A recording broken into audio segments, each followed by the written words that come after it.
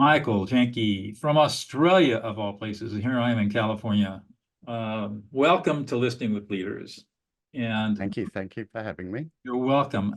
Let's just start off with, well, first of all, you are the founder and CEO of a company called NATPAT, which can be found at natpat.com, one of the most fascinating company startups I've heard of a long time. Let's start with your background. SaaS background in tech to a consumer product that has gone off the charts with Yeah. success. Um, There's so a story there, Michael. Let us have it. I'll start with just firstly, in Australia we have this I guess ethos or saying around tall poppies. We're not very good, diametrically opposed to the American dream of anyone can make it. In Australia, we generally don't talk ourselves up because other people will cut us down. It's not that I need to be humble, but I will talk humbly because it's in some ways unique. In some ways, I think it's just unlocking sort of natural abilities that probably everyone has in some way or another. So I'll actually start a little bit earlier. So my formal degree or my formal education is I have a Bachelor of Dramatic Art in Theatre Production. And what that means practically is I went to drama school to learn how to be a lighting designer and a production manager, which are both creative roles and non-creative roles. And I ran a business for about 10 years. From when I was very young, probably 18, 19, I really started a business. I never really had a proper job or proper gainful employment. It's always been working for me and I guess hustling a system. And that, honestly, that we could go back even further till I was about 5 or 6 years old, 7 years old. When growing up with my good mate Gary, who's one of my business partners today, about 100 meters or what's that, about 300 feet down the road. And we used to, fortunately, our parents allowed us or didn't care enough to worry about us too much. They allowed us to, I guess, roam the streets and start our entrepreneurial journey way back then. So we used to have a lot of fun, a lot of imagination came into things, but we would be selling things down the street. We'd be figuring out how to make a buck, so to speak, how to turn a leaf into 50 cents. And so that really kicked things off, probably why I've never really been gainfully employed.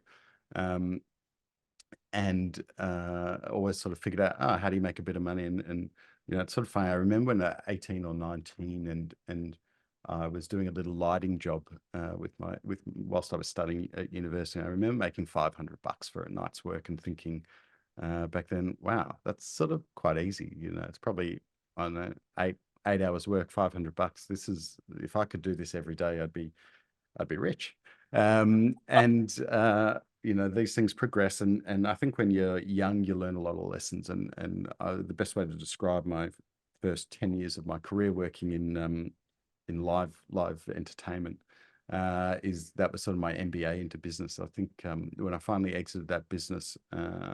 It wasn't for huge sums of money, but it was a long education after 10 years. I think when we sold the business that we were running then, it was maybe about 30 people working more or less full time, lots of inventory, lots of debt, lots of staff. And I remember thinking, this whole towards the end of that last 2-3 years of that business, I remember thinking, I just want to be out on the road, enjoying being creative or enjoying I guess the magic of live performance, which is if you sort of block your ears and close your eyes, the audience has nothing. So everything that comes from unblocking your ears and opening your eyes for an audience is something that I had been a part of creating, and I wasn't doing that towards the end of that business and really didn't enjoy that. And there was a number of other things I learned along that lesson, but after that, or during towards the end of that period, I had rekindled my friendship with this guy Gary,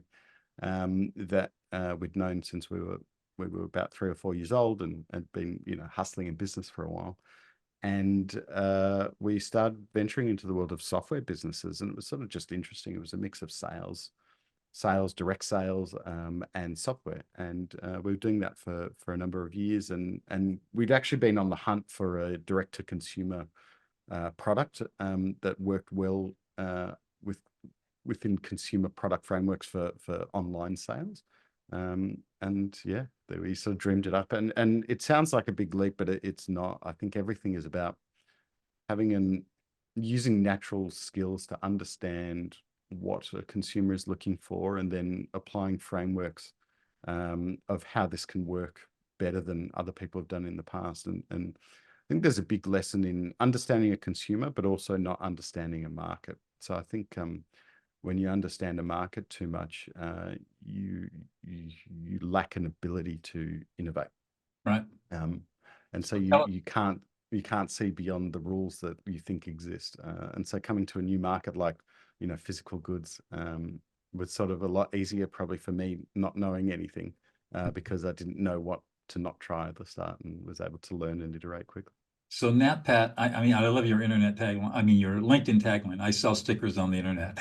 And Tell us about NatPat. that's really funny. And coming back to that, I get great looks. People ask me, maybe at, I don't know, functions where I'll meet someone or I'll be introduced to someone. They'll be, oh, what do you do? And I'm like, I sell stickers on the internet. And I always get these looks of, okay, but it's, that line really came because my kids were in the car one day with a friend, and the friend was talking about what her parents did for a living. And, my kids were like, oh yeah, my dad sells stickers.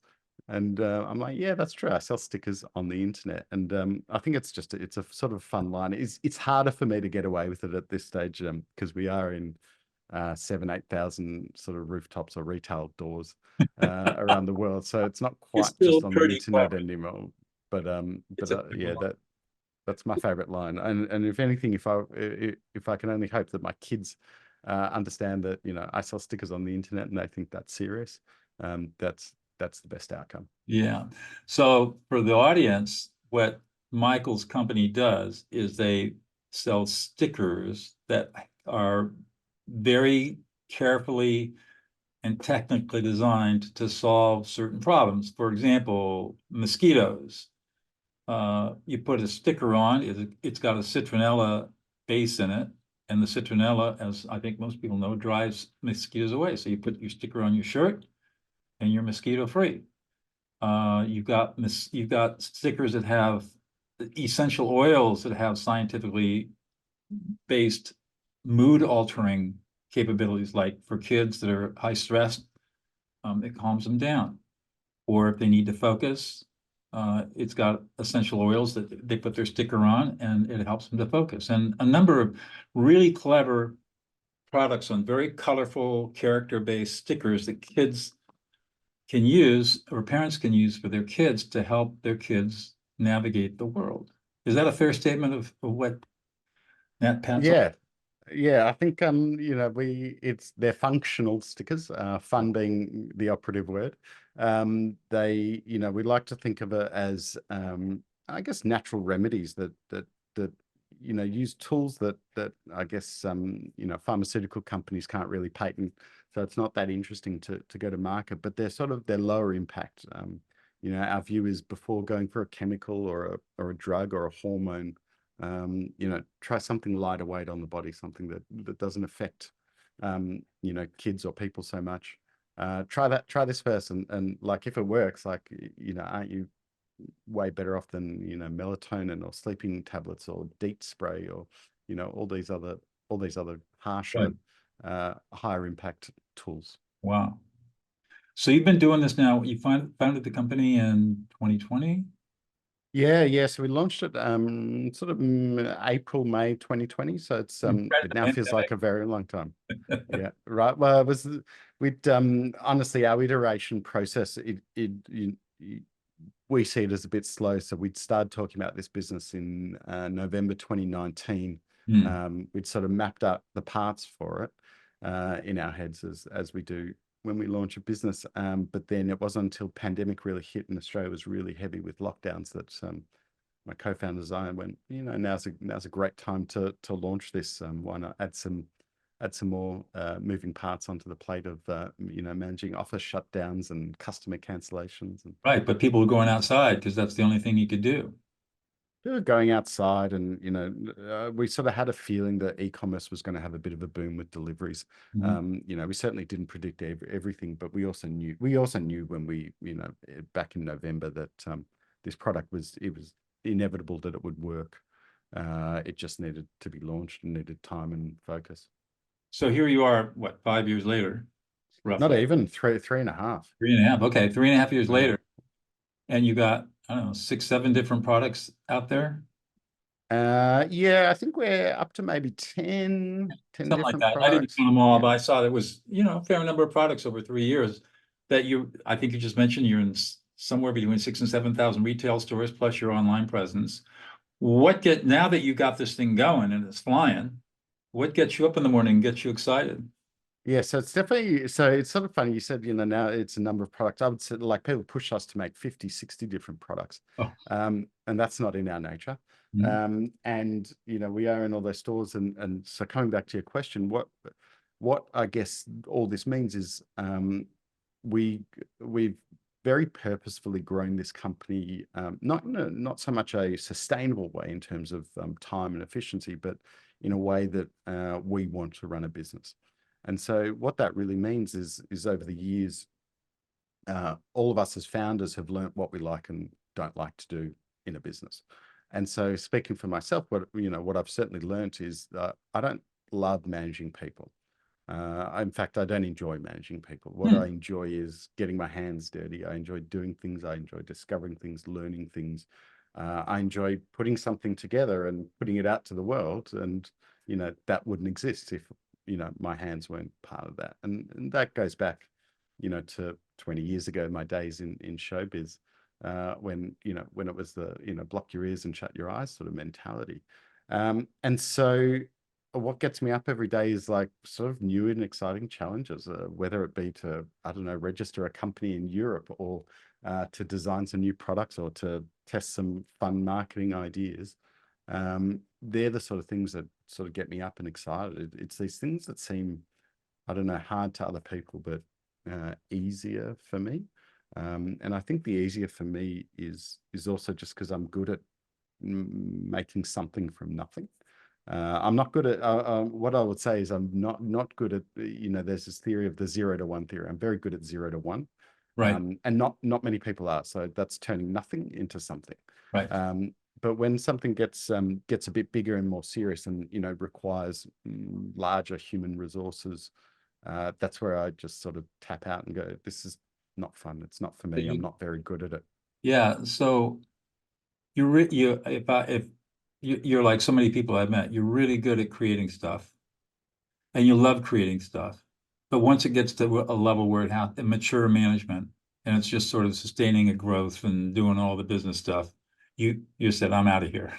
Yeah, I mean, pretty much. And like history proves that I probably, mainly with Gary, probably started 7 or 8 businesses that we get to a certain point and we tap out. We go, no, this is like, We're done. we've built what we can build. This requires someone to just follow processes and, SOPs and get it Right. done and keep growing. Yeah. So with NATPAT, what does that mean? Does that mean that you'll grow it up to a certain level? I mean, you've had really spectacular growth so far, but then just from your own how you understand yourself, it'll be time for you to either exit the company, sell the company, or move on and do something different. Is that kind of what you're seeing? Yeah. Yeah. Levels. So levels are really hard to I guess figure out. So most people go, oh, you build it to a certain revenue size or this or that. And my views on revenue and size of revenue are not linear in terms of relationship to, how hard something is. I think it's just pick a number and think differently. Not all in all cases, but in many cases. I think this business we will, we have plans on, a certain number of I guess customers and locations and growth, but certainly it's an 8-figure a year business. We may well be able to get it to 9 figures before we have to hire some serious staff. And that and so for us, it's more, what next is it's letting someone else take the reins at the right time. The right time might be when it gets, I don't know, things are more about compliance than new product or more about you know, sales meetings than you know, new marketing strategies. That's probably the time Okay. where it gets there, where you know, maybe it's not growing at 100% year on year, where it's growing, you know, far more sustainably in terms of revenue growth and distribution growth. But yeah, and what for us, I don't know. But at I least guess we you, don't really I plan. mean, you may not be able to quantify when that is, but Yeah, qualitatively, you have a sense that when we yeah, get, I think. Yeah, qualitatively, when it gets like when we need more staff, more and less innovation, I think it's that point where we sort of go, we need a partner to really take this to the next level, because we won't succeed taking it to the next level on our own. Oh, I think you're on mute there. as you look back on your career, uh, what do you think is unique about you that's got Uh, for today? yeah, I think, you know, privilege is this really interesting term that gets flown around, and you know, as a white male, people talk about privilege and white male privilege, and that's certainly there. But I think the privilege is something that we all have, and it's about taking our environment and understanding how we can take learnings from our environment, be it how we grew up, be it socioeconomical, be it, you know, anything. How, you know, what lessons we've learned, and how do you convert that into, that is a superpower or a skill that I understand, that I can take and I can, you know, manipulate and grow. I think I'm very fortunate that you know, successful or otherwise, I come from a family of I guess people who ran their own businesses. So I was never modeled to see family members having a day job, and you know, living life of earning a paycheck to come home at, you know, 5 p.m. or whatever it was, and have dinner and, you know, go to sleep and just, you know, rinse and repeat. So I think, you know, it's actually really hard for me to recognize it, because I don't know any better. I just have to assume that there are alternates out there. But the point is more that, because that's what I saw, I was able to take that skill and go, oh, well, with my own family, wouldn't it be great if, you know, I can do pickups and drop-offs at school, or, you know, like, don't have to lead, don't have to go, oh, we need after school care, or these sorts of things, or can only go on holidays during school holidays. I think it's you know, those sort of things come into play. I think I've always had a really keen understanding of people, and I think that's probably somewhat to do with the an introverted nature rather than extroverted nature. I like to sit back, I talk less, I listen more. You know, I think I like to understand what makes people tick, or what makes people take certain actions, or have certain desires, or take certain pathways, um, and use that, you know, when I can to I guess in this sense, how do you design products that fit into the way we market, or how do you market products to the audience we think will buy this? And yeah, yeah, if that's a okay One of answer. the things that I was struck in our interview in Authority Magazine was the word fun. And you've made that, I would say, a fundamental value of your company. Tell us more about that. You don't hear founders and CEOs talking about fun is a fundamental value of our company. Yeah, That's pretty rare. yeah, and you know, I guess when it does come up, most people are talking about it being a company culture, you know, to try and retain employees and that sort of thing, and that's not why we do it. And I actually find it really bizarre when, I don't know, I see conferences full of, you know, folks wearing, you know, suits. It just seems weird, like that's not fun. And you know, if you think back to life, what, you know, what are we, you know, what are we here for? You know, we're all going to die at some stage in the next 100 years, call it, no matter how old we are. You know, what's sort of the lasting impression? And I think with kids, you want your kids to have fun. So how do you make your kids have fun? Have fun with them. And I think that's what makes it enjoyable. You know, we're fortunate the business works, so we can have fun, and we can, you know, do fun things. But you know, we just think, this is about enjoyment. And this company in particular is about like, let's enjoy things. This is, you know, not, we're not curing a, you know, a terminal disease. We're just making life a little bit better with our products. So let's make sure we can do it in a fun way, because like, you know, that's just more enjoyable for everyone. It's fun, it's exciting. I mean, you know, you look behind me, it's big colors. This is all, you Right. know, on brand items. It's just how do, you know, how do we enjoy it? How do we do that? And not just for our customers, for ourselves as well. You know, it's actually this, what is now an artwork behind me is some branding work we did over the last 18 months, where we wanted to re-illustrate everything we're doing. And, you know, I remember we were looking with graphic designers, we were looking at design styles and, you know, these sorts of things. And just, it actually, I was like, yeah, I mean, it looks all right, but it's not like, it's not triggering an emotion for me. It's not fun. And why is that? Because, I knew why it was. It was because I'm an art collector. And I've been collecting street type art since, you know, for the last 15, 18 years. And I remember looking at going, oh, it'd be good if it was more like, you know, this work from this guy, you know, this work, like the style, have a look at this style. And then at some point I just went, oh, why don't we just ask this artist that created these works that I keep referencing and like and have been collecting for 15 years? Why don't we just ask them to do all the branding work? And I remember pitching this to my co-founders, and one of them was like, you know, that's going to be horribly inefficient. You know, they're not a commercial graphic designer, they're an artist. You know, this is going to be slow, it's going to be probably expensive, and it's not going to get the same outputs that we want. Like, we're going to have to do a lot more work. That was one of my co-founders, and the other one just went, what's the chance you're ever going to get to do this again? Go do this with the artists you like. And I was like, yeah, that's fun. That's true. Let's do Cool. it. And so that for me, it's like really fulfilling to go, hey, like there's this artist that I've known since he was just starting his career.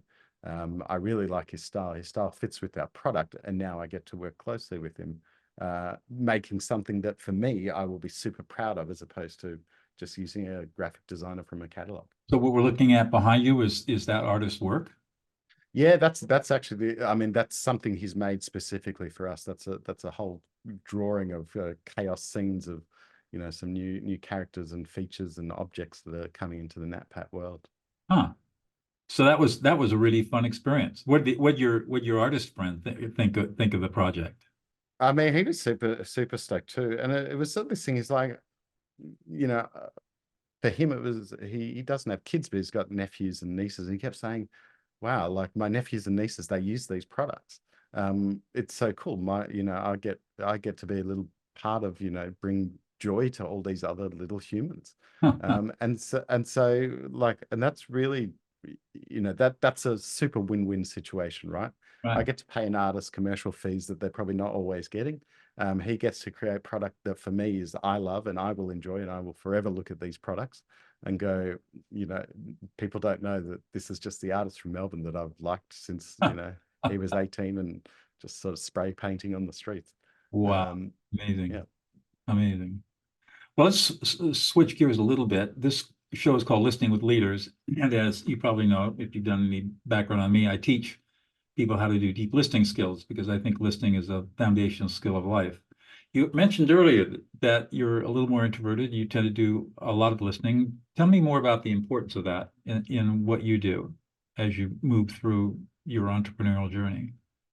Yeah, so there's probably a few frameworks around that. One is I guess taking in more than putting out, and so for anyone that's, you know, part of YPO or EO or any other sort of business network, there's sort of fundamental understandings, which is only speak from experience and otherwise listen.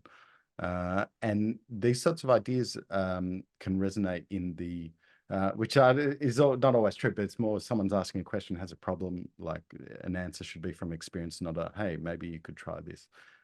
But this idea that when you are listening, no matter who they are, a manufacturer, a customer, a colleague, you know, employee, a superior, just trying to listen to, I guess, the words that aren't necessarily being said, but like the emotion out of it, the repetition in it, what's, you know, sort of underlying things. I think Probably humans have a problem of really speaking the truth too easily. That's more they're trying to either be polite and talk around it, or trying to be direct and just say, I don't like you. You should understand this already, and I'll just reinforce that I don't like you if you don't understand what I'm saying. Those sort of things. So the listening side of things, important for me, just in more understanding how to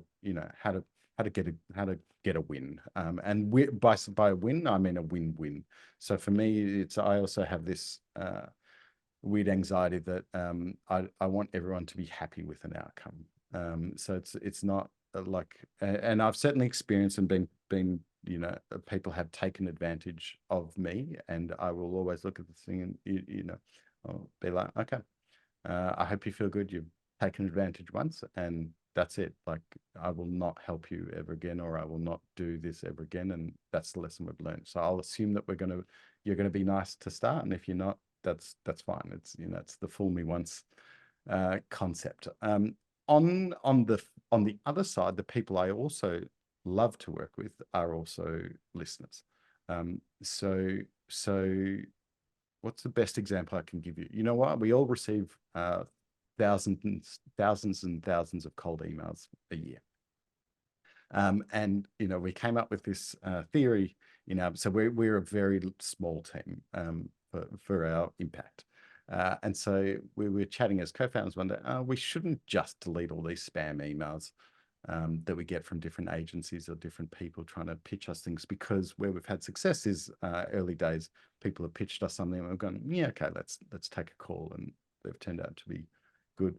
And so how this relates is, we now, when people send us inbound emails, unless they're complete trash, we'll sort of reply with, okay, you're telling me you're really amazing and your agency is really amazing, you can level up this. I don't have time to schedule a call with you or follow your sales process that you want to, push onto me, but here's what I'll do. You found me, you think you know enough about me, or you're pitching that you know enough about me. I'm happy for you to prove that. Send me an email with your best, pitch, or your best offer or opportunity or suggestions. And if I'm actually impressed, I'll reply back. If not, you won't hear from me. And even on such a simple thing, what comes through so easily to, I guess, evaluate is, some people will just reply with, yeah, I think we can really, improve your conversion by, 1% to 8%, because that's what we do as a standard here, booking a call on my calendar. And for me, great, hard pass. You are just trying to force me to follow a sales process. I know you will never listen to me. And that's either lack of experience or the type of product it is. Some people will reply and go, okay, here's what we've got. I've made a video, or I've done this, or I've dug into here. I can see using this. Here's some examples I've seen used before. Here's where I think we can work, and here's where I think we can't. And so it's very rare, but someone will actually, I guess, listen to me or listen to what I'm not saying, which is understanding that we're looking for partners. We're looking for people who understand what we're doing. Probably are parents, so can relate, may have seen our products, someone may have used our products. We're not just looking for someone who has a structure that they follow, and they want every company to fall in line with that structure. And so that goes for partners, that goes for team members. So I don't know how I would be described by the team members I work with, but the way I work with them is that I just have really high expectations that they're very detail oriented, that they're listening, they're looking, they're paying attention, and that they're not trying to waste anyone's time, including their own. So for most of our team, there's no strict hours on work. There's a lot of people part-time, full-time, whatever that means, but it's more, I guess, outcome driven. And so the worst thing someone can do is try and fill up their hours by scheduling meetings with other team members or anything like that, because it's just wasteful. But they're trying to fill their hours, and by filling their hours, they're inconveniencing and wasting everyone else's hours. And so from a team member point of view, it's that same sense of, be quiet, be analytical, truly understand, or try and truly understand what the mission is, what the goal is, what the project is, before just saying it. No, no, here's how I did it at my last company, or this is just how it's done, or I read, just do this. Yeah. Well, really interesting. You're kind of a you. Would it be fair to say that you classify yourself as more introverted than extroverted? Yeah, 100%. Yeah, that's the sense I get too. And that's a lot of people don't get that. I'm extremely introverted, but that doesn't mean that you're not outgoing. It just means, where do you get your energy? Your energy comes from inside yourself, whereas for an extrovert, gets his or her energy from being around other people. And Yeah. so if you're like me, you'd rather sit at home, be with your family, read a book, or watch the television, or watch a movie than go out to a bar, or a party, or a conference, or a meeting Yeah. with hundreds of people in the room, and you get to interact with everybody. That I dread that. I can do it, but I dread it. It sounds like Yeah. kind of the same way. Yeah, 100%. It's, you know why it is though. It's I know in a small environment, people having a conversation with you have a very different expectation to a bigger environment. So in a conference, and you know, it's that funny thing. I go back to people. You know, if I'm just meeting someone if I'm being introduced to someone at a party or whatever it is, oh, this is Michael. Oh, what do you do? And it's like, I can see through your question, you actually have expectations Right. on what success looks like. So I will tell you that I sell stickers on the internet, and you will just go, cool. And I what you would say, won't tell me more. yeah. And a lot of people would just go, oh, well, you know, I'm a professional, or I'm a this, so, you know, I must be better than you. And it's Or they're like, not even okay, listening to you. they're not listening. But that's also, I totally understand that, because that's about their own insecurities, or validating their own, you know, Right. securities. One more question, I'll let you go, Michael. What is one thing about yourself that we wouldn't know about? We wouldn't have a clue about it unless you revealed it to us. Oh, one thing about myself, um, unless I revealed it,